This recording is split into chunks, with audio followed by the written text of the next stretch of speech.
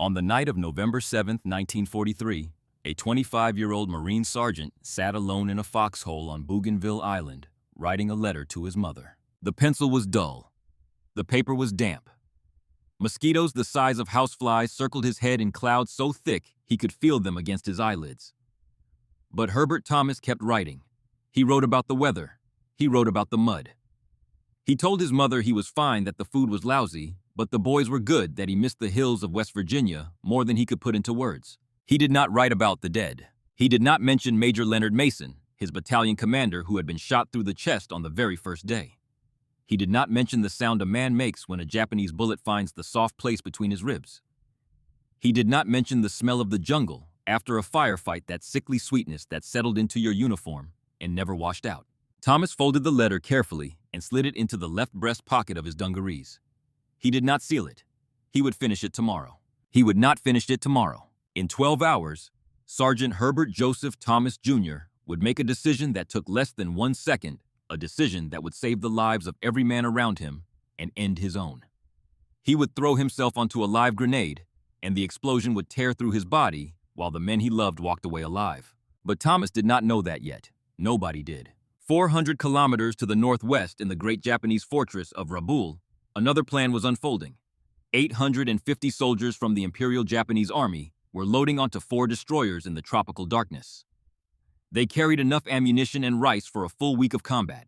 They carried maps of American positions drawn with remarkable accuracy, and they carried absolute certainty that before sunrise, they would trap the United States Marines in a pincer attack so devastating that the Americans would be driven back into the sea. They were confident. They had a perfect plan. They were wrong. This is the story of what happened on the beaches and in the jungles of Bougainville on the night of November 7, 1943. It is the story of 475 Japanese soldiers who walked into the most perfectly constructed killing field in Marine Corps history. It is the story of a kill ratio so extreme, it still shocks military historians 8 decades later. 377 Japanese dead, 17 Americans, 20-1. But at the center of this story is not a number. It is a man, a former football star from a small town in West Virginia. A sergeant who fought the way he played, always reading the field, always 1 step ahead, always putting himself between danger and the people who depended on him. How did an elite Japanese infantry battalion get virtually annihilated in a single night? And what made a 25-year-old man throw himself onto a grenade? To answer those questions, we need to go back. Back to a boy who grew up along the Kanawha River, back to a football field in Virginia, and back to an island that most Americans in 1943 could not find on a map. Herbert Joseph Thomas Jr. was born on February 8, 1918, in Columbus, Ohio. When he was 7 years old, his family moved south to South Charleston, West Virginia, a small industrial town tucked along the Kanawha River, where the air smelled of chemical plants and coal smoke, and where Friday night football was the closest thing to religion. Thomas grew into a natural athlete, tall and broad-shouldered with hands that could snatch a football out of the air like he was born to do it. He had an easy smile and a soft Appalachian drawl, the kind of voice that made people trust him without quite knowing why. He graduated from South Charleston High School in 1936, then spent a year at the Greenbrier Military School, a prestigious academy in Lewisburg, where boys learned discipline the old-fashioned way before breakfast in formation, rain or shine. From Greenbrier, Thomas earned a football scholarship to the Virginia Polytechnic Institute, Virginia Tech. He joined the Corps of Cadets Company C, and for 4 years he dominated the gridiron. In his senior season of 1940, Herbert Thomas led the Hokies in receptions and scoring. He led every college team in the entire state of Virginia in points. He was fast, he was fearless, and he had an uncanny ability to read the field to see where the ball was going before it was thrown, to find the gap in the defense that nobody else could see. His teammates would later say something remarkable. They said Thomas played football the same way he fought a war. He always knew where the danger was coming from, and he always put himself in front of it. After Pearl Harbor, Thomas enlisted in the Army Air Corps in March of 1942. It was the sensible choice for a college graduate. Decent pay, better food, a chance of surviving the war. But several of his closest friends from South Charleston and Virginia Tech had already joined the Marines. Thomas could not stand the idea of sitting behind a desk while the men he loved were fighting in the Pacific. So he did something that made no practical sense at all. He requested a transfer to the United States Marine Corps. from the relative safety of the Air Corps to the first-wave infantry that stormed enemy beaches. His friends thought he was crazy. His mother was terrified. Thomas just said he wanted to be with his boys. That decision, putting loyalty and brotherhood above comfort and safety, would echo through everything Herbert Thomas did from that moment forward. It would echo through the jungles of Bougainville. And on the night of November 7, 1943, it would echo one final time. To understand what happened to Thomas, you need to understand Bougainville. And to understand Bougainville, you need to understand one word, Rabaul. Rabaul was a Japanese fortress city on the island of New Britain, roughly 400 kilometers northwest of Bougainville. By late 1943, Rabaul was the most powerful Japanese base in the South Pacific.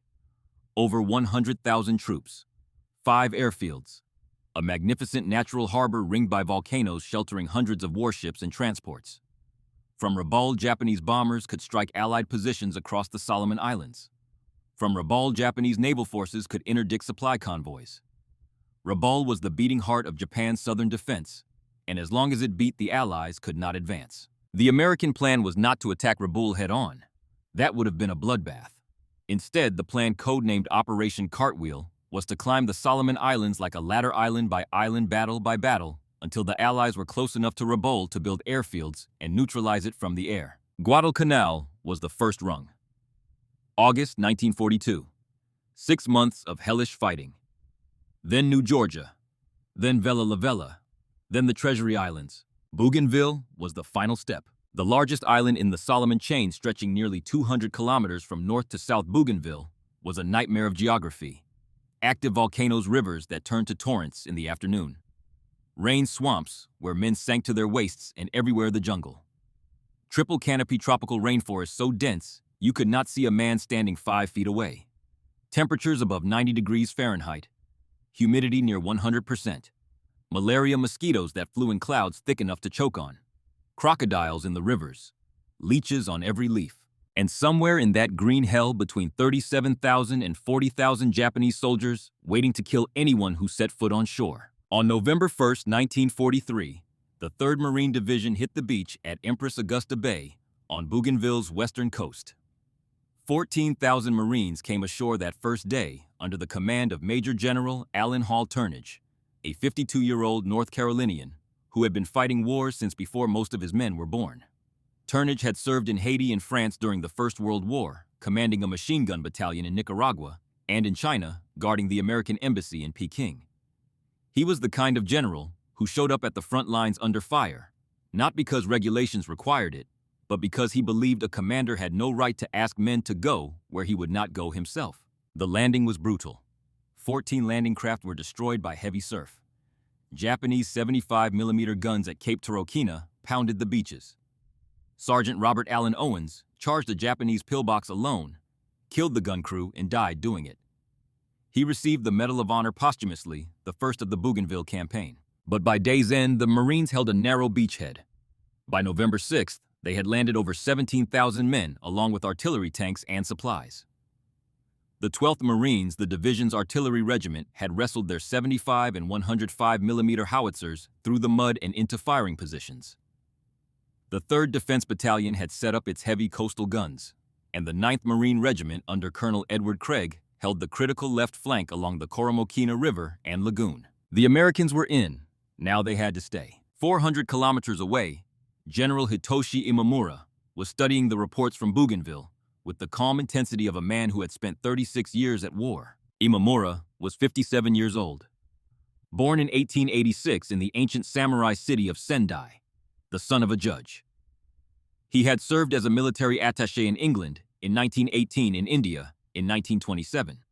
In early 1942, he had commanded the invasion of the Dutch East Indies, during which his transport ship was torpedoed and sank beneath him. Imamura survived by swimming to the shore of Java, emerging from the surf in his dress uniform, with his sword still strapped to his side. He became famous for his surprisingly humane treatment of Indonesian civilians, an unusual quality in the Imperial Japanese Army of that era. But Imamura was also a soldier of absolute conviction. When he looked at the intelligence reports from Bougainville, he saw what he wanted to see. His analysts estimated the American landing force at 5,000 to 10,000 men. The actual number was over 17,000. This was the miscalculation that would doom everything that followed. Imamura was not a fool. His intelligence operatives were not incompetent, but the jungle of Bougainville swallowed information the way it swallowed men. Air reconnaissance could see only the green canopy. Submarines could count ships, but not soldiers. And the Americans, who had learned hard lessons about camouflage and deception on Guadalcanal, were far better at hiding their true strength than Imamura's intelligence network was at revealing it. Based on his flawed numbers, Imamura designed a pincer attack. The word pincer comes from the French, and it means exactly what it sounds like: two jaws closing on a single prey. The first jaw would come from the south. Lieutenant General Harukichi Hayakutake, commanding the 17th Army on Bougainville itself, would send the 23rd Infantry Regiment north along the Piva and Mission trails, striking the right flank of the American perimeter. The second jaw would come from the sea. Imamura would load 850 infantry soldiers from the 53rd and 54th Regiments of the 17th Division under Major General Yasushi Sakai onto 4 destroyers. These men would cross the 400 kilometers from Rabaul under cover of darkness land west of the Coromokina Lagoon and hit the Americans from behind on their left flank. 2 simultaneous blows. The Marines caught between 2 fires would panic and collapse. It was a sound plan. It might even have worked if the numbers had been right. But Imamura was sending fewer than 1,000 men to attack the flank of a force that outnumbered them nearly 20-1. He was sending them to die. Among the 850 men boarding the destroyers at Rabaul on the night of November 6th was a 31-year-old captain named Nakamura Yoshio. Nakamura was the son of a rice farmer from Niigata Prefecture on the Sea of Japan coast. His father had sold his last plot of farmland to buy the ancestral sword that now hung at Nakamura's hip, a blade of folded steel that had been in the family for 3 generations. The old man had pressed it into his son's hands at the train station, with tears running down his face and a single instruction: bring honor to our name. Nakamura had spent 4 years fighting in China, beginning with the Battle of Wuhan in 1938. He carried a scar on his left forearm from a Chinese bayonet, and he carried something else that did not show on his body, a conviction hardened by years of combat that the Japanese soldier was superior to any enemy in the world when the fighting was close, when it was dark, and when it was brutal. Standing before his men in the cramped spaces below the destroyer's deck, Nakamura delivered a brief address. The Americans are strong in daylight, he told them. With their artillery and their aircraft, they are formidable. But at night in the jungle, they are blind and deaf. That is our element. That is where we will destroy them. Beside Nakamura stood his adjutant, a 24-year-old lieutenant named Hayashi Kenji. Hayashi was a different breed of officer than his commander. Younger, more cerebral, a 1941 graduate of the Imperial Military Academy who wrote everything down in a small leather journal. That night, as the destroyers pushed through the dark waters of the Solomon Sea, Hayashi made an entry that would later prove prophetic. We are told the Americans have 5,000 to 10,000 men on Bougainville. I wonder, what if that number is wrong? Hayashi closed the journal and did not open it again for many hours. While the destroyers plowed toward Bougainville, the Marines were settling into the routines of a beachhead under siege. Lieutenant Colonel Walter Asmuth, Jr. commanded the 3rd Battalion of the 9th Marines, holding the extreme left of the American perimeter west of the Coromokina River. Asmuth was a careful officer, methodical, the kind of commander who checked his artillery coordinates twice and his fields of fire 3 times. He had trained his battalion at Camp Pendleton through all of 1942 and 1943, then shipped them to New Zealand, then to Bougainville, for what was for all of them their first real battle. Asmuth liked to say that nothing is as thoroughly planned as an amphibious operation, but no plan survives first contact with the enemy. Under Asmuth's command, the defenses along the Coromokina sector were layered and interlocking. Every machine gun position was sighted to create overlapping fields of fire. Every trail, every clearing, every low spot in the ground was marked on the artillery maps with a target reference number. The 12th Marines had their howitzers zeroed in on every likely avenue of approach. The 3rd Defense Battalion had its heavy guns pointed seaward. If the enemy came from the water, the Marines were ready. If they came through the jungle, the Marines were ready. Among the men dug in along that line was a 20-year-old private from Pittsburgh, Pennsylvania, named Daniel Kowalski. Danny Kowalski was the son of a steelworker and the grandson of a steelworker, a Polish-American kid with hands so large they looked borrowed from a man twice his size. Before the war, he had worked the furnaces at the J&L steel plant along the Monongahela River, and he had learned a particular kind of patience there. The patience of a man who stands for hours in furnace heat without flinching, watching the color of molten metal change by fractions of a shade. On Bougainville, Kowalski was a machine gunner. His weapon was the M1919A4 A-belt-fed, air-cooled 30 caliber machine gun that could fire 500 rounds per minute. His position was dug in behind a massive fallen tree camouflaged with banana leaves and fern fronds covering a narrow trail that intelligence had identified as a likely infiltration route. Kowalski did not know that on the Japanese side, that same trail had been marked on captured maps as the primary axis of attack. He would find out soon enough. Elsewhere in the line, Sergeant Thomas checked on his squad for the final time that evening. Corporal Tommy Sullivan, his closest friend in Baker Company, a 23-year-old from Boston with a New England accent so thick you could spread it on bread. Private James O'Brien, 18 years old, red-haired from a farm outside Des Moines, Iowa, who had never seen combat before Bougainville, and who still flinched at every unexpected sound. Thomas spoke to each of them quietly. Not about the war, not about tactics, about home, about what they would do when all this was over. Then Thomas returned to his foxhole and pulled out the letter. He read what he had written. He added one more line, something about the stars being different in the southern hemisphere, how they were beautiful even over a place like this. Then he folded the paper and put it back in his left breast pocket next to his heart. The jungle hummed around him. Insects. Rain. The distant sound of surf breaking on the beach. Somewhere out in the darkness, 4 destroyers were cutting through the Solomon Sea at 30 knots, carrying 475 men toward a beach that no one was watching. What happened next remains one of the most remarkable failures of early detection in the Pacific War. Just after midnight on November 7th, the 4 Japanese destroyers slowed to a crawl off the western coast of Bougainville. 21 landing barges were lowered into the heavy surf. The operation was supposed to be precise, a concentrated landing at a single point west of the Coromokina Lagoon. But the sea had other ideas. The waves were enormous. Swells of 6 to 8 feet hammered the small wooden craft, spinning them sideways, swamping them, flipping them entirely. Men who had survived 4 years of war in China drowned in the surf 50 yards from shore. Equipment sank. Radio shorted out. Units that were supposed to land together were scattered across kilometers of coastline from the Laruma River to the edges of the lagoon itself. Of the 850 men who had boarded the destroyers at Rabaul, only 475 made it to the beach. And here is the detail that changes everything. A Marine anti-tank platoon from the 9th Regiment was positioned on the beach. They saw the landing craft approaching through the fog and the darkness. They saw the shapes of boats grinding onto the sand. They heard voices. They did not fire. The Japanese landing barges bore large white identification numbers on their bows. In the darkness and the mist, they looked almost exactly like American Higgins boats returning from a supply run. The Marines held their fire because they believed they were watching their own men come ashore. By the time anyone realized the truth, 475 Japanese soldiers were on the beach, spreading into the jungle, moving toward the American perimeter from behind. The hunters had reached the shore.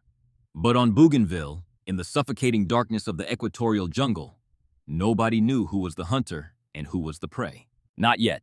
The first report reached Lieutenant Colonel Asmuth at approximately 0200 hours. Enemy forces have landed behind our lines. Strength unknown, intentions unknown. Asmuth absorbed the information with the steadiness that defined him. He did not panic. He did not shout orders.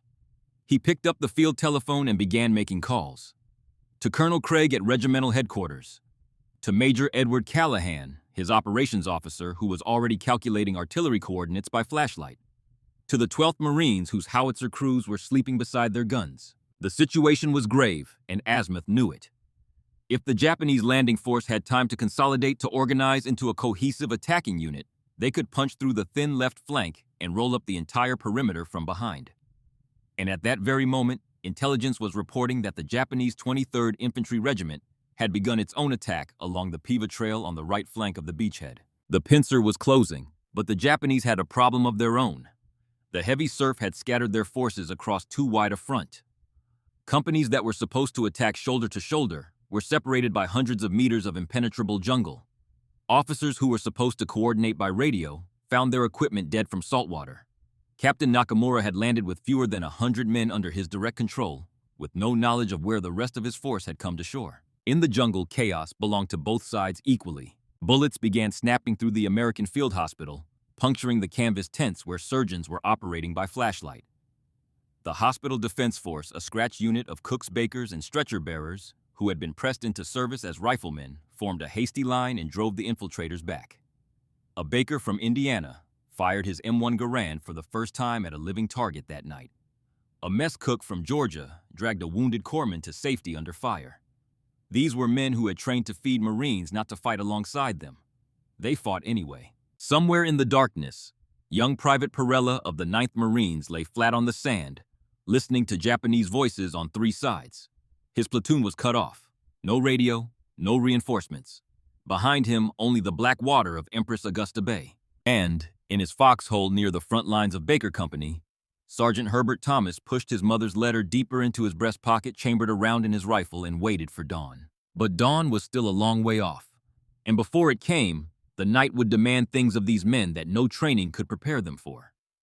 Things that would separate the living from the dead, the remembered from the forgotten, and the ordinary from the extraordinary. The Battle of Coromocina Lagoon had begun. Private First Class John Francis Perella was 19 years old, and he was going to die on this beach. He was certain of it. Not in the philosophical way that all Marines on Bougainville understood they might die. Perella was certain in the immediate physical animal way of a man who can hear the enemy breathing. Japanese soldiers were moving through the darkness on 3 sides of his position. To the north, voices. To the south, the clink of metal on metal. To the east, the crackle of footsteps on dead leaves getting closer. To the west, there was nothing but the sea. Perella's platoon had been stationed on the outer perimeter when the Japanese landing craft ground onto the beach just after midnight. Within minutes, enemy soldiers had flowed past their position like water around a stone, cutting them off from the main American line. The platoon's radio was dead. Their sergeant was wounded. They were a dozen men in a shallow trench surrounded with no way to call for help and no way to fight their way out. Perella looked at the ocean. Black water. Heavy surf. Empress Augusta Bay in November was not a swimming pool. The waves ran 6 to 8 feet, the kind that could hold a man under until his lungs gave out. The nearest friendly position was roughly 1,000 yards down the coast, nearly a kilometer. In the dark, through the surf, under fire, Perella unlaced his boots. He pulled off his jacket. He left his rifle in the sand because it would drag him under.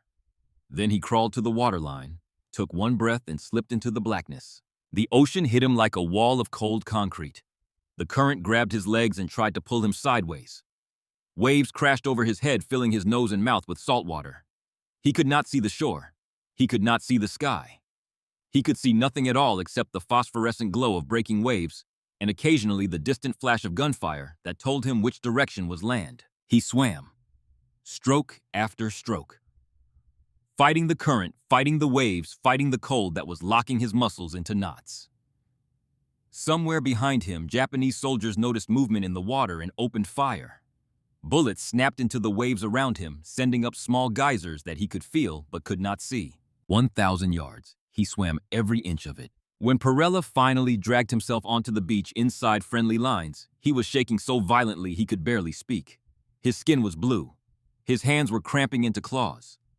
A Navy corpsman wrapped a blanket around him and tried to get him to lie down. Perella refused. He reported the situation. His platoon was surrounded. They would be overrun by dawn. Then he asked for a boat. He got one, a small Navy rescue craft. And John Perella, 19 years old, half-frozen, exhausted beyond anything the human body was designed to endure, climbed into that boat and drove it back. Back through the surf, back through the gunfire, back to the beach where his platoon was waiting to die. He loaded every man aboard and brought them home. The Silver Star citation would later describe his actions in the restrained language of military bureaucracy. But the men who were on that beach knew what they had witnessed. They had watched a teenager choose the ocean over surrender, swim 1,000 yards through black water under fire, and then go back for his brothers. Some acts of heroism happen in the flash of an explosion. Perella's took an hour. 1,000 yards out, 1,000 yards back, with nothing but his arms and his will, and a refusal to leave anyone behind. He was 19 years old. At 0820 hours on the morning of November 7th, Lieutenant Colonel Asmuth launched his counterattack. Company K of the 3rd Battalion 9th Marines moved forward in a skirmish line with a regimental weapons platoon in support. Behind them, Major Edward Callahan was already on the field telephone with the 12th Marines feeding coordinates to the howitzer batteries. The symphony of destruction was beginning. 75mm pack howitzers, opened up first, their shells arcing over the treetops and crashing into the Japanese landing beach. Then the heavier 105mm guns joined in, shaking the ground with each impact. From the coastal positions, the 3rd Defense Battalion under Lieutenant Colonel Edward Forney brought its 90mm guns to bear, along with 40 and 20mm anti-aircraft weapons, depressed to sweep the tree line at point-blank range. For the Japanese soldiers who had survived the night crossing from Rabaul, the American artillery was a revelation of the most terrible kind. Captain Nakamura had landed with fewer than 100 men under his direct control. Pressure to coordinate with the overland attack on the Piva Trail forced his hand. Instead of waiting to consolidate his scattered force, he ordered an immediate advance toward the American perimeter. It was the wrong decision. But it was not a stupid one. In his experience, 4 years of it earned in the brutal campaigns across China, speed and aggression in the first hours of contact had always been decisive. What Nakamura did not know was that the Americans he was fighting in November 1943 were a fundamentally different enemy than the Americans the Japanese had fought on Guadalcanal in 1942. The Marines had learned. They had evolved. Their communications were faster, their coordination tighter, their firepower more devastating by an order of magnitude. And yet, the Japanese fought brilliantly. Despite the artillery raining down on them, Nakamura's men did something that stunned the Marines who witnessed it. They dug in with astonishing speed. They found abandoned foxholes that the 1st and 2nd Battalions of the 9th Marines had vacated when they shifted positions during the first days of the campaign. They improved these holes, deepened them, connected them with shallow crawl trenches. They set up Nambu light machine guns in positions so perfectly concealed that a Marine could walk within 3 feet without seeing them. They put snipers in the trees, lashing themselves to the trunks with vines so they would not fall when killed, continuing to fire even as the jungle disintegrated around them under the howitzer bombardment. Lieutenant Hayashi, huddled in a shallow trench with his journal pressed against his chest, wrote a single line between explosions. American artillery is impossibly accurate. We were told they would need hours to adjust. They needed minutes. Company K advanced 150 yards beyond the main American perimeter and ran directly into the teeth of the Japanese defenses. The fighting was immediate and savage. Nambu guns opened up from positions invisible in the undergrowth. Snipers in the canopy picked off Marines who exposed themselves for even a second. The company attempted a double envelopment, sending squads wading through waist-deep water to flank the Japanese positions on both sides. It did not work. The jungle was too thick. The Japanese fields of fire were too well chosen. By 13:15, Company K pulled back. 5 dead. 13 wounded, 2 of whom would die before nightfall.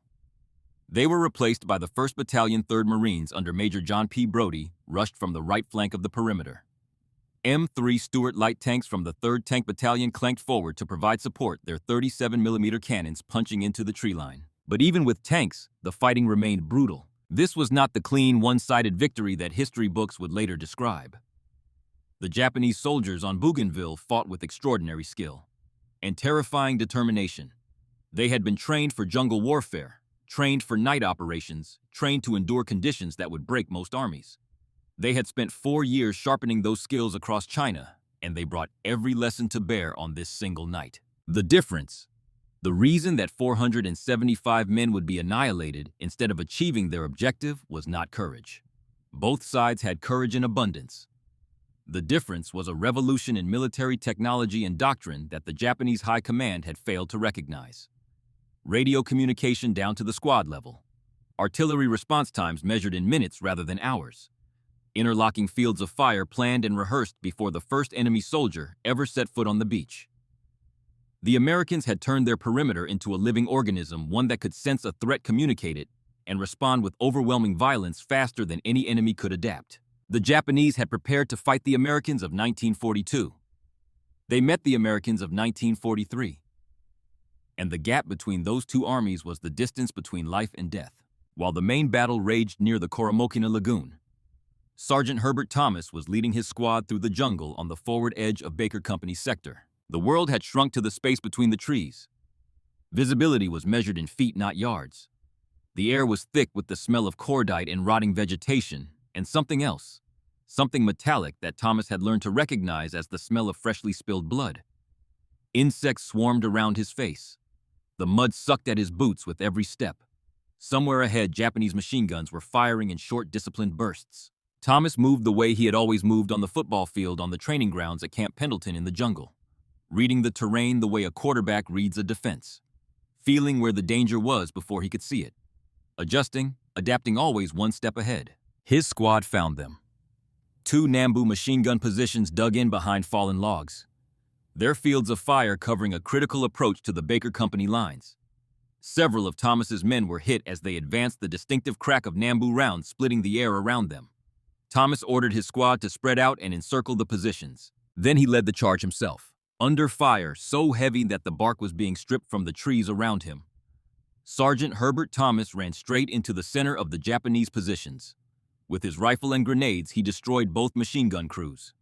The men who watched him do it would later describe it as something beyond bravery, something closer to controlled fury, the total commitment of a man who had decided that these guns would stop firing and was willing to pay any price to make it happen.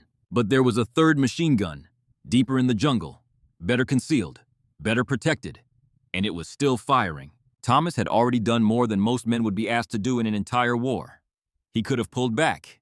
He could have called for artillery support, waited for Brody's battalion to come up on his flank, let someone else take the risk. Any reasonable man would have. But Thomas had never been reasonable when it came to the men who depended on him. Not at Virginia Tech, where he threw his body into tackles that no insane receiver would attempt. Not in the Marine Corps, where he had volunteered to transfer from the safety of the Air Corps so he could fight beside his friends. And not here, in the stinking jungle of Bougainville with his squad pinned down and that third gun still hammering away. Thomas studied the position. He placed his men carefully. Sullivan on the left, O'Brien on the right, the rest of the squad in a tight semicircle ready to charge the moment the grenade detonated. It was a textbook assault formation, and Thomas executed it with the precision of a man who had rehearsed it 100 times. Then he pulled a grenade from his belt. He gripped the spoon, he pulled the pin, and he threw. The grenade flew through the air toward the Japanese position. It was a good throw, accurate, the kind of throw that a man with an athlete's arm and an athlete's eye makes without thinking. But the jungle of Bougainville was not a football field. The grenade struck a tangle of vines. Thick, ropey tropical vines that hung from the canopy like cables. The steel body of the grenade hit them and bounced. Not forward into the Japanese position, backward, toward the Marines. It landed in the mud between Thomas's men. Less than 3 feet from Sullivan's boots. Less than 4 feet from O'Brien's knees. Right in the center of the squad that Thomas had carefully positioned for the assault. Time stopped. Sullivan saw it first. A dark shape rolling in the mud, almost invisible in the shadows. His brain registered what it was a full second before his body could react. Grenade. Ours. Live. Here. O'Brien did not see it at all. He was looking forward toward the Japanese position, waiting for the explosion that was supposed to come from over there. Thomas saw it, and in the space between one heartbeat and the next, Herbert Joseph Thomas Jr. made the decision that defined his life. Not a calculation, not a weighing of options. Something deeper than thought, something that came from the same place inside him that had always made him step in front of danger, that had made him transfer to the Marines to be with his friends, that had made him charge 2 machine gun nests alone when any sane man would have taken cover. He dove forward, arms outstretched, chest down, and he threw his body onto the grenade. The explosion was muffled by his flesh and bone. The blast that should have killed every man in the squad was absorbed by the body of a 25-year-old sergeant from South Charleston, West Virginia. The shockwave knocked Sullivan sideways into the mud. O'Brien felt a punch of concussive force that left his ears ringing for days. But Sullivan was alive. O'Brien was alive. Every man in that squad was alive. Herbert Thomas was not. He died instantly. November 7th, 1943. 25 years old.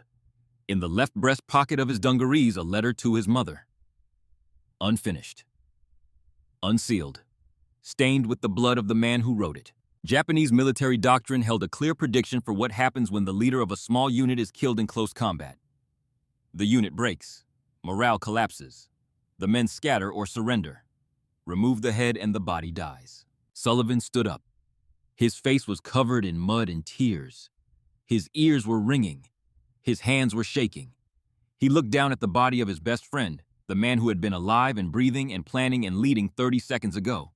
And something happened inside Tommy Sullivan that no training manual can describe and no military historian can fully explain. He screamed, not a word. Not an order. A sound that came from somewhere beyond language. beyond rank, beyond the careful protocols of military discipline. A sound that every man in the squad understood instantly because they had all just witnessed the same impossible thing. And then they charged. Sullivan first. O'Brien, a half step behind. The entire squad, every man still standing. Every man who had just watched their sergeant die to keep them alive, rose out of the mud and threw themselves at the third machine gun with a ferocity that the Japanese defenders had no answer for. The Nambu crew died at their gun. The supporting riflemen died in their holes.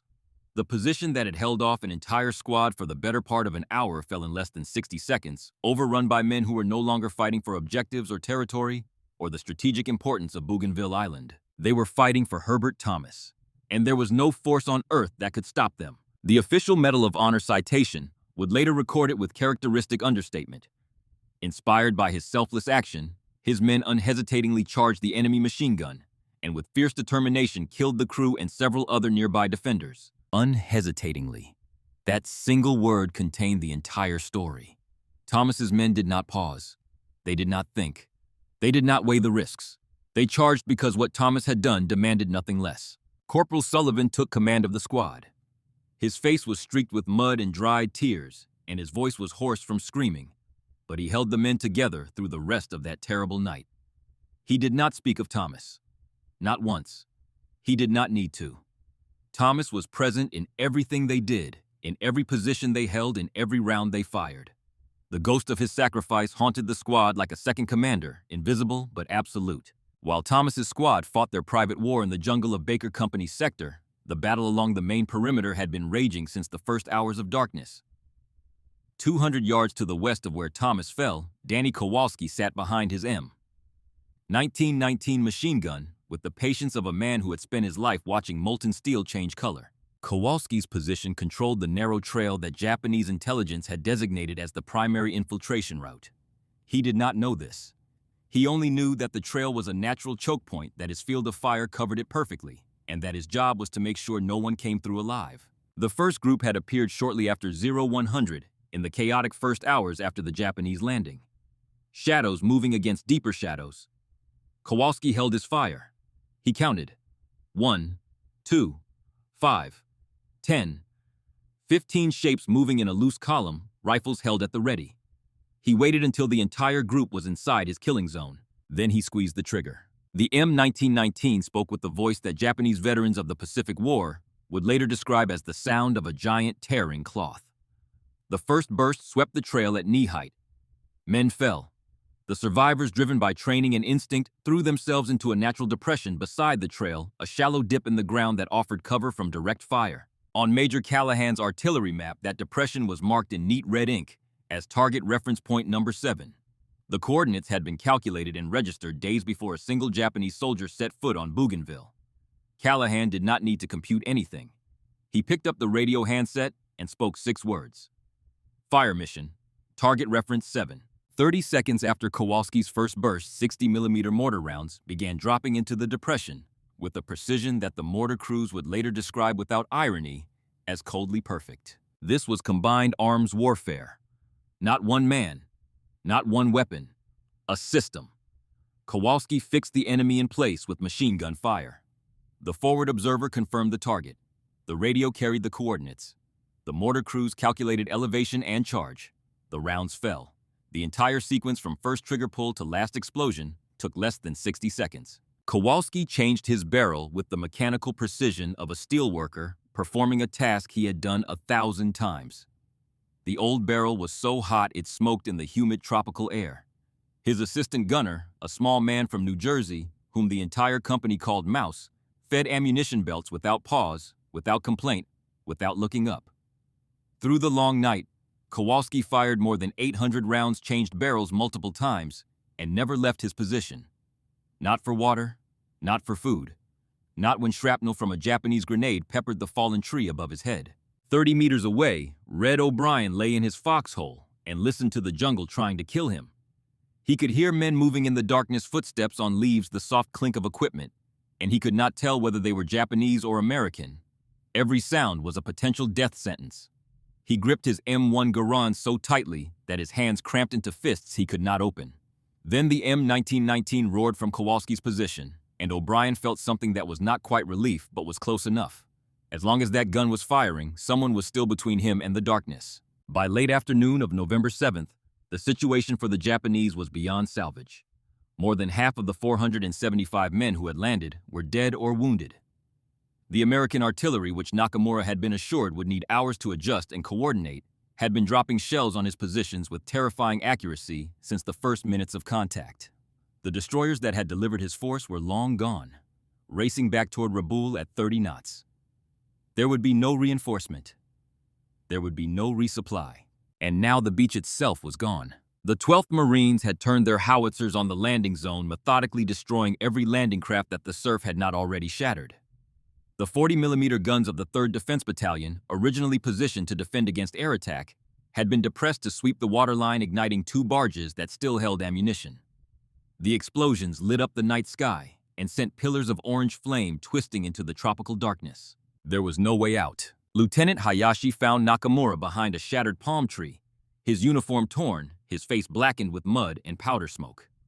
Hayashi delivered his report. Fewer than 80 men still combat effective. Ammunition running critically low. All radios destroyed or out of range. No contact with any other element of the landing force. Nakamura listened.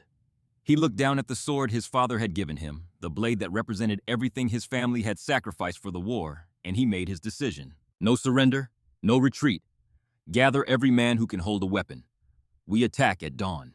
Hayashi opened his journal one final time. The pencil trembled in his hand. Dawn is coming to Bougainville, he wrote.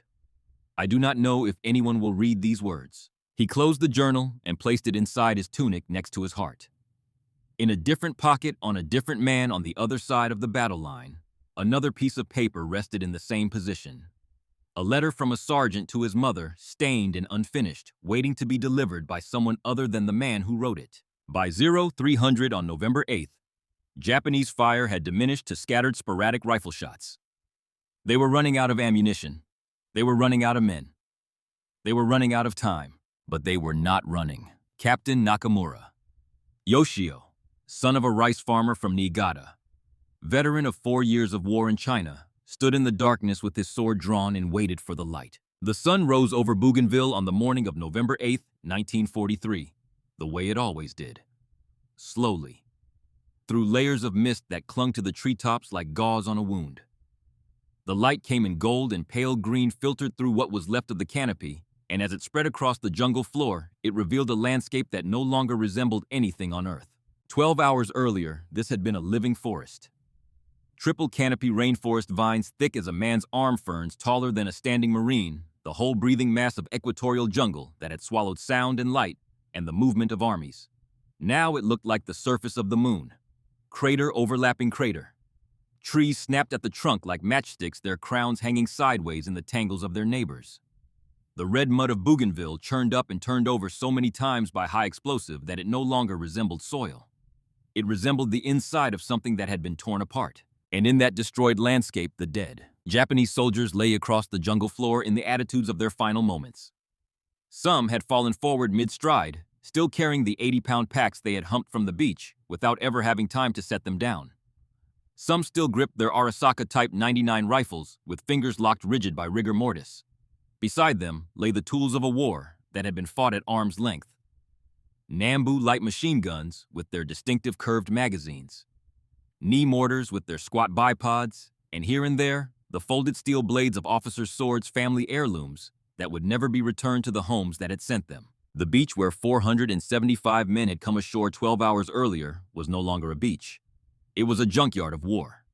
Landing barges burned to their steel frames, blackened and twisted beyond recognition. Ammunition crates split open by artillery, their contents scattered across the sand. Food supplies floating in the shallows. And the small personal things that soldiers carry everywhere they go and that outlast the men who carried them. Photographs of wives and children. Shinto amulets blessed at temples thousands of miles away. Letters.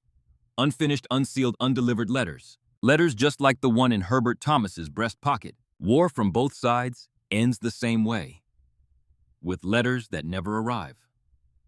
With meals that are never eaten. With fathers and sons and brothers who walk out a door one morning and never walk back through it. The Marine Graves registration teams moved through the battlefield with the careful, methodical grief of men who had done this work before and would do it again. 17 Marines had been killed in the Battle of Coromocana Lagoon. Each body was photographed. Each man's personal effects were cataloged. Each was buried in a temporary cemetery near the beach with full military honors with the chaplain's prayer and a rifle salute and a wooden cross bearing his name, rank, and serial number. Among the 17 was Herbert Joseph Thomas, Jr., Sergeant, United States Marine Corps, Baker Company, 1st Battalion, 3rd Marines. His body was found at the position of the 3rd machine gun, the one he had been trying to destroy when the grenade bounced back. Tommy Sullivan and the surviving members of the squad carried him out. Sullivan knelt beside his friend's body and reached into the left breast pocket of Thomas's dungarees. The letter was there. Damp. Stained. The pencil writing smudged, but still legible. A letter about the weather. About the mud. About the boys being good. About the stars looking different in the southern hemisphere. Sullivan folded the letter with hands that shook not from fear, but from something far heavier, and placed it in his own pocket. He would carry it for the remainder of the Bougainville campaign. He would carry it through the weeks of patrol and ambush and sleepless nights that followed. And when the time came, he would send it home to a mother in South Charleston, West Virginia, along with a letter of his own. But that would come later. For now, there was still a battle to finish. Lieutenant Colonel Ernest W. Fry of the 1st Battalion, 21st Marines launched a general assault at first light on November 8th. M3. Stuart light tanks from the 3rd Tank Battalion ground forward through the shattered jungle, their 37mm cannons and hull-mounted machine guns punching into every pocket of resistance. The tank crews had learned their craft in the previous week's fighting. They moved with surprising agility through terrain that should have stopped them crushing fallen trees beneath their tracks, pivoting to bring their guns to bear on positions that infantry alone could not approach. A new tactical doctrine was crystallizing on Bougainville, one that would become standard practice for every island assault that followed. When Marines encountered resistance, they no longer charged headlong into the fire. Instead, they pulled back to a safe distance and called in artillery or air support. Let the howitzers do the killing. Let the bombs do the bleeding. Preserve American lives. Maximize enemy casualties. The 12th Marines had fired more than 400 rounds during the 6 hours of night fighting, and their guns continued to pound suspected Japanese positions throughout the morning. Combat engineers moved forward with demolition charges and flamethrowers clearing coral caves, and reinforced positions where Japanese soldiers had dug in with the determination of men who had nowhere else to go. It was close, dangerous work. A miscalculation of a few feet could kill your own men as easily as the enemy.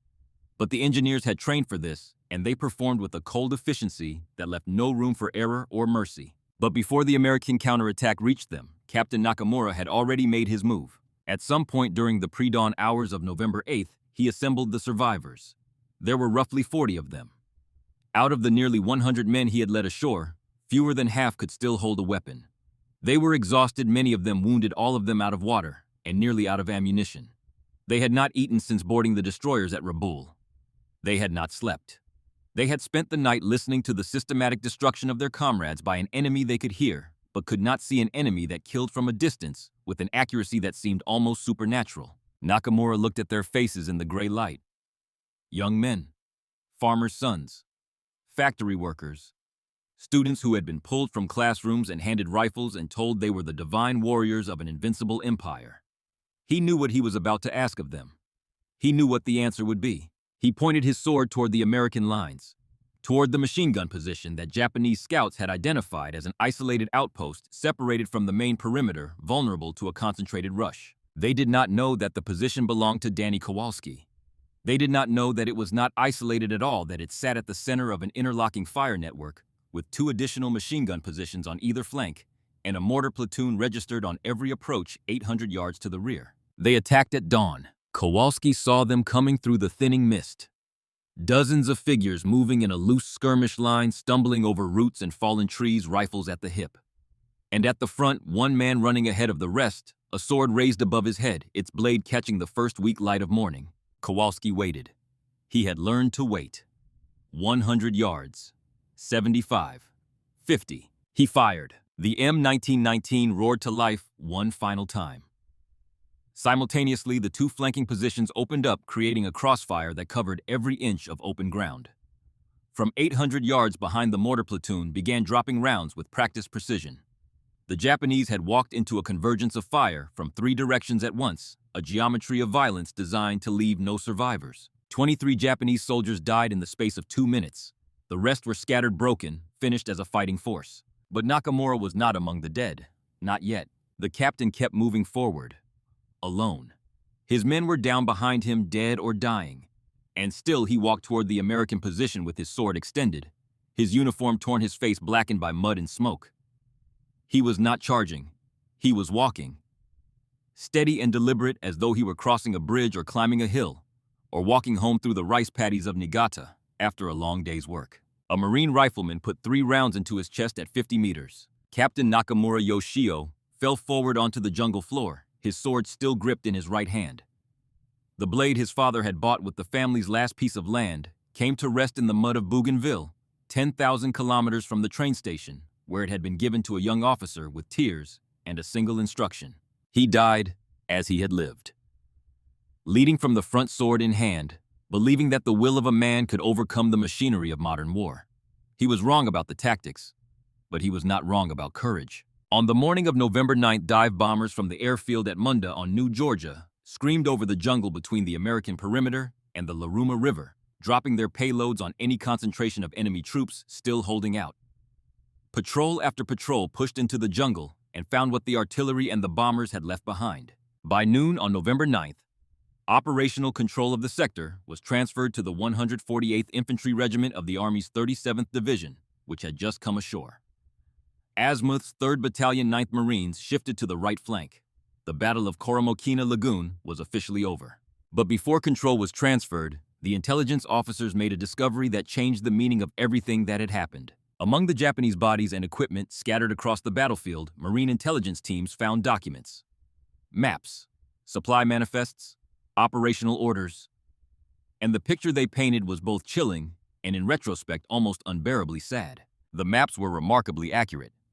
Japanese intelligence had plotted the American positions with a precision that impressed even the Marines who studied them. They knew where the command posts were. They knew where the artillery batteries were dug in. They knew the locations of supply dumps and field hospitals.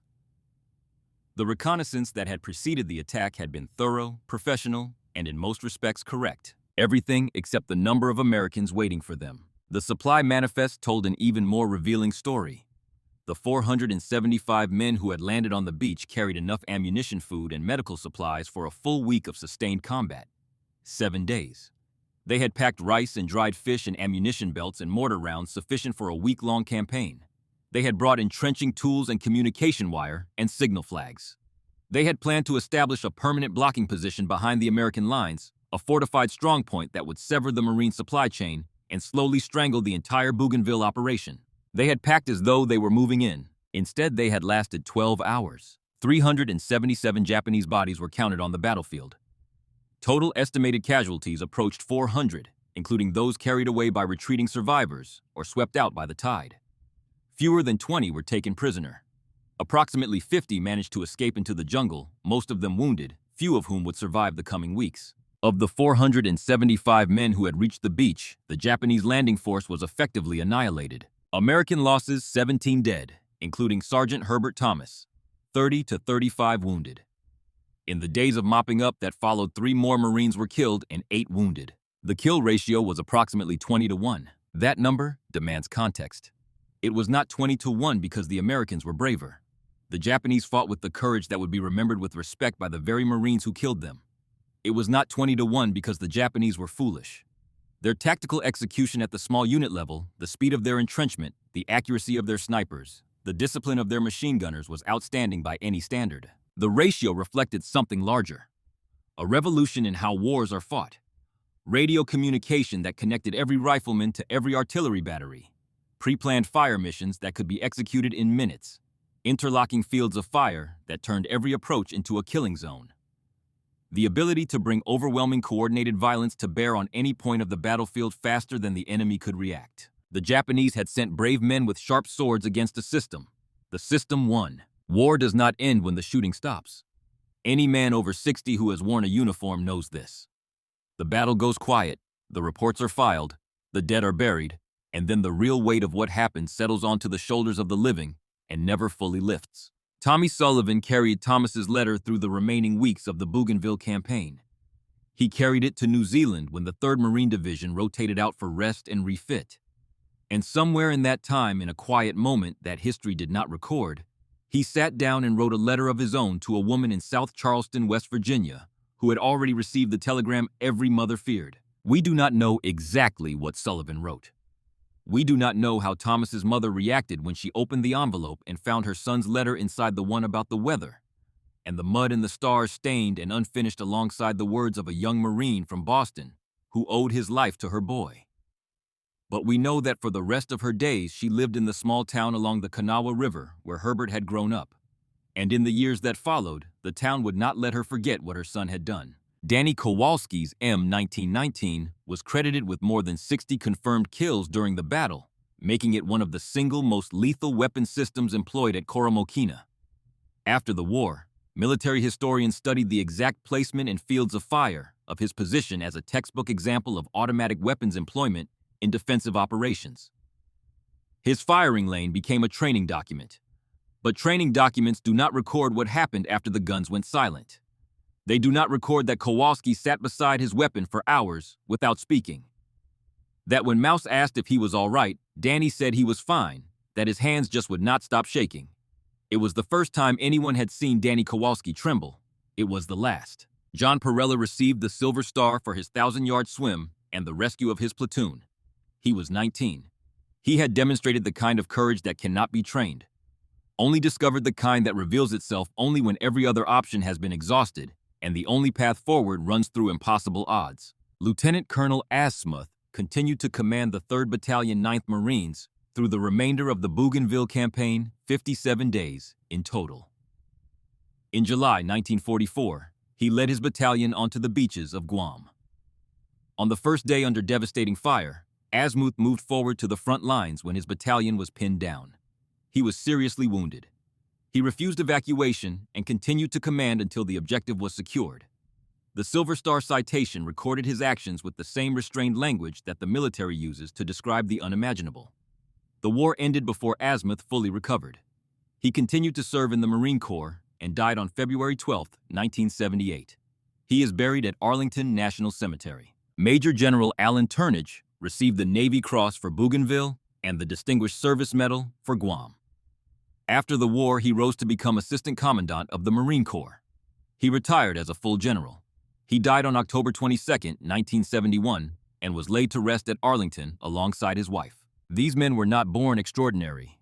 They were a football player, a steelworker, a teenager, and career Marines who had served in places most Americans had never heard of. What made them extraordinary was not something in their blood or their bones. It was what they chose to do when the moment arrived. In Rabaul, General Imamura received the reports of the disaster at Koromokina. He refused to believe the Americans intended to stay at Torokina. He was convinced the beachhead was a diversion, that the real Allied objective lay elsewhere. While Imamura waited for the Americans to leave, Navy Seabees and New Zealand engineers built 3 airfields inside the marine perimeter. By December 10, 1943, fighter planes were operating from Torokina. By January, Allied bombers were hitting Rabaul every day. On Bougainville, Lieutenant General Hyakutake absorbed the annihilation of his landing force and drew exactly the wrong conclusion. The problem, he decided, was not the method. The problem was the scale. What had failed with 500 men would succeed with 15,000. Over the following months, Hyakutake assembled the largest Japanese counteroffensive in the Solomon Islands campaign. 15 to 19,000 troops from the 6th Infantry Division, the hardest fighting unit in the Imperial Japanese Army, reinforced with artillery engineers, and enough supplies for a sustained campaign. Hyakutake was so confident of victory that he planned to accept the American surrender at Torokina Airfield on March 17, 1944. Operation TA began on March 8, 1944, with 3 simultaneous attacks against the perimeter now held by the U.S. Army's 14th Corps. After 19 days of savage fighting, the Japanese lost more than 5,000 killed. The Americans lost 263. The ratio was 20 to 1. Again, some lessons, it seems, can only be written in blood. and some commanders refused to read them even then. Hyakutake suffered a stroke in 1944 and was relieved of command in early 1945. He remained isolated on Bougainville until Japan's surrender in September 1945. He died in 1947. Imamura was tried for war crimes at Rabaul and sentenced to 10 years in prison. But what happened next defies easy understanding. Imamura believed his sentence was too lenient. After his release in 1954, he built a replica of his prison cell in the garden of his home in Tokyo, and he confined himself to it voluntarily for the rest of his life. He died in 1968, 23 years after the war ended, still serving a sentence that no court had imposed. It was the punishment he believed he deserved for failing to control the men under his command. The techniques perfected at Koromokina, the integrated fire networks, the squad-level radio coordination, the rapid response artillery were refined and employed at Guam in the summer of 1944, at Peleliu in the fall at Iwo Jima in February 1945, and at Okinawa that April. Every island carried the shadow of that November night on Bougainville. The 3rd Marine Division spent 57 days on the island. More than 400 Marines were killed. 1,400 were wounded. On the Japanese side, 2,500 died. Only 25 were captured alive. Sergeant Herbert Joseph Thomas Jr. was posthumously awarded the Medal of Honor, the highest military decoration in the United States of America, presented only for acts of valor above and beyond the call of duty, at the risk of life above and beyond the call of duty. The recommendation included eyewitness testimony from Sullivan O'Brien and others who had watched their sergeant throw himself onto a grenade to save their lives. A destroyer was named for him. The USS Herbert J. Thomas Hull, number DD-833, was launched on March 25, 1945, and commissioned on May 29, 1945, before the war had even ended. She served in the Korean War and the Cold War, and carried his name across the oceans of the world for decades. In South Charleston, Thomas Memorial Hospital was built in his honor. It stands today as part of Thomas Health System, still serving the community where a boy once caught footballs on autumn Friday nights. At Virginia Tech, Thomas Hall was constructed in 1949 as a residence for the Corps of Cadets, a daily reminder to every new generation of students that one of their own had given everything. The Herbert J. Thomas Memorial Detachment Number 947 of the Marine Corps League keeps his memory alive among the men and women who continue to serve. Thomas's remains were initially buried on Bougainville in the temporary cemetery near the beach, where he had written his last letter. Nearly 5 years later, on June 19, 1948, his body was brought home to West Virginia and reinterred at Sunset Memorial Park in South Charleston. On July 18, 2019, 76 years after his death, a new Medal of Honor headstone was dedicated at his grave. And the letter that Thomas was writing on the night of November 7, 1943. The one about the weather, about the mud, about missing home, about the stars being different down here, but still beautiful even over a place like this. It was found in the left breast pocket of his dungarees next to his heart. Stained, unfinished, unsealed. Sullivan sent it home with his own. Dear Mrs. Thomas, your son was the bravest man I have ever known. He did not die because of an order. He died because of a choice, the choice to save our lives with his own. I am alive today because of Herbert. We all are. 2 letters in one envelope. One from a dead man who did not know he was saying goodbye. One from a living man who could not find the words to explain what he had witnessed, but tried anyway because someone had to tell her. Because a mother deserved to know that her son's last act on earth was not one of violence or anger or desperation, but of love. In Sunset Memorial Park in the small town of South Charleston, West Virginia, there is a headstone that reads, Herbert Joseph Thomas Jr. Below it, the words, Medal of Honor. He was a 25-year-old kid from the hills of Appalachia, a football star who left college to fight a war on the other side of the world, a man who transferred out of the Army Air Corps and into the Marine Infantry because he could not bear to be separated from his friends. In the language of military history, the Battle of Koromokina Lagoon is proof that communications coordination and combined arms firepower can turn a surprise attack into a catastrophe for the attacker. A kill ratio of 20-1. A tactical masterpiece studied at war colleges to this day. But at the human level, stripped of all the doctrine and all the analysis and all the strategic significance, this story comes down to a single question. What makes a man in a fraction of a second without time to think? Without time to calculate? Without time to be afraid? Throw himself onto a grenade. Herbert Thomas did not have time to be a hero. Heroes make choices. Heroes weigh the odds. Heroes know what they are doing and do it anyway. Thomas did not have time for any of that. He had less than a second. Not enough time to think. Not enough time to choose. Barely enough time to move. He only had time to love. And that was enough. If you know someone who served, call them today. Tell them you remember. And if you are the one who served, if you are the one who stood in a foxhole on some island or some hillside or some desert that most people will never see, know this. We remember, we are grateful, and we will tell your story. Thank you.